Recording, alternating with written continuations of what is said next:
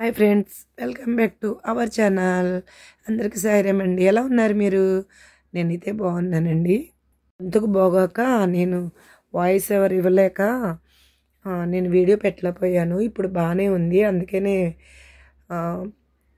Video అయితే పెడుతున్నానండి. పులిహోర చేయడం ఎలాగనేది ఆల్రెడీ ఇంతకు ముందు ఆవపిండితో చూపించాను. ఇప్పుడు ఆవపిండితో కాదండి, 2 గ్లాసుల బియ్యానికి ఒక అర గ్లాసు శనగపప్పు వేసుకొని ఆయిల్ వేసి లైట్గా ఉప్పు వేసి ఫస్ట్ 3 వంతులు అన్నం అయితే ఉడకపెట్టేసుకోవాలండి.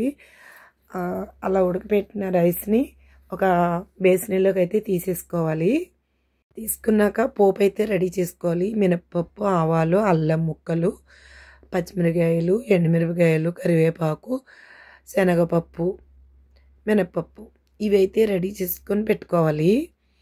తగినంత ఒక 1/4 కేజీ చింతపండు అయితే నానబెట్టుకొని పులుసు అయితే తీసుకోవాలి. చిక్కగా తీసుకోవాలండి పులుసు, అప్పుడే తొందరగా అయిపోతుంది, బాగుంటుంది. నీళ్ళల్లా తీసుకోకూడదు, తొందరగా ఉడకదు.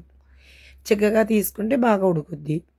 పల్లీలు కూడా తీసుకోవాలండి, మనకు కావాల్సినంత వేసుకోవాలి పల్లీలు.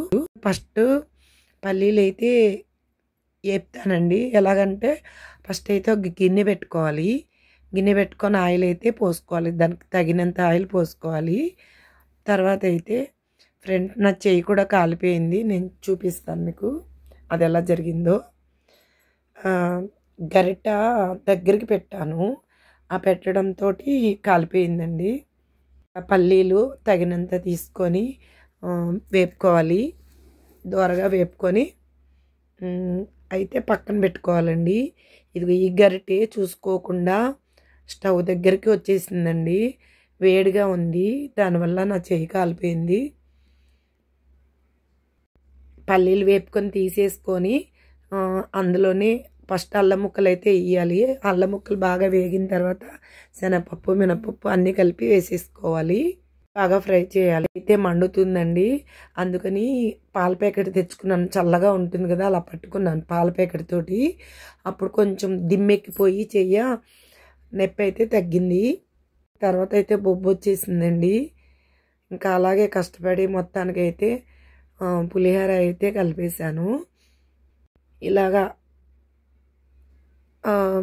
అందులో కొంచెం పులిహోర మొత్తం బేసిన్లోకి తీస్తాం కదండి రైసు, అందులో కొంచెం నూనె వేసి కరివేపాకు వేసి పెట్టుకోవాలి పక్కని. పెట్టుకున్నాక తర్వాత కొంచెం పులుసు ఉడికిపోతుంది కదా దగ్గరికి, ఆ పులుసు అయితే కొంచెం కొంచెం వేసుకుంటూ దానికి తగినంత కలుపుకోవాలి. 1/4 కేజీ వేసామని 1/4 కేజీ వేసేయకూడదండి, చూసుకొని వేసుకోవాలన్నమాట. పులుపు ఎంత కావాలో అంత వజ్జాయింపుగానే వేస్తానండి, నేనైతే కరెక్ట్గా వేసేసుకుంటాను. పులుసు అయితే నేను ఎక్కువ ఉడకపెడతాను ఎప్పుడూని. కలిపిన తర్వాత మిగిలింది అయితే ఫ్రిడ్జ్లో పెట్టేస్తాను, ఇంకొకసారి కలుపుకోవడానికి ఉంటుందని నేను ఎప్పుడు అలాగే చేస్తానండి. అలాగా పిల్లలకి అయితే వెళ్ళేటప్పుడు చూడండి, ఏం కూరలు లేకపోతే ఆ పులుసు వేసి ఇలా పులిహోర కింద కలిపేసి ఈజీగా అయిపోద్ది అనమాట. దానివల్ల నేను ఎప్పుడు కొంచెం ఎక్కువ పులుసు అయితే ఉంచుతానండి. పులిహోర పులుసు తయారు చేసుకుని బాటిల్లో పెట్టుకొని అది కూడా యూజ్ చేసుకోవచ్చు అని, అలాగని ఎక్కువ రోజులు ఉంచుకోకూడదు. పల్లీలు వేసి కలపాలండి. అది పులుసు కూడా చూసుకొని సరిపోతే కొంచెం వేసుకొని కలుపుకోవాలి.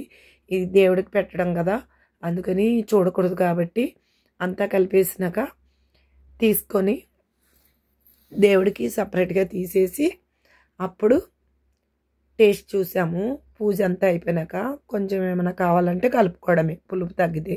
ఫ్రెండ్స్, నేనైతే ఇలా చేస్తాను, మీరైతే ఎలా చేస్తారు? ఇంతకుముందు చేసిన పులిహోర మాత్రం ముందు చేసింది ఆవపిండితో చేశాను, ఇది మామూలుగా చేశాను. ఛానల్ నచ్చితే లైక్ ఇవ్వండి. నెక్స్ట్ వీడియోతో కలుద్దాం friends. Thank you so much. Bye bye.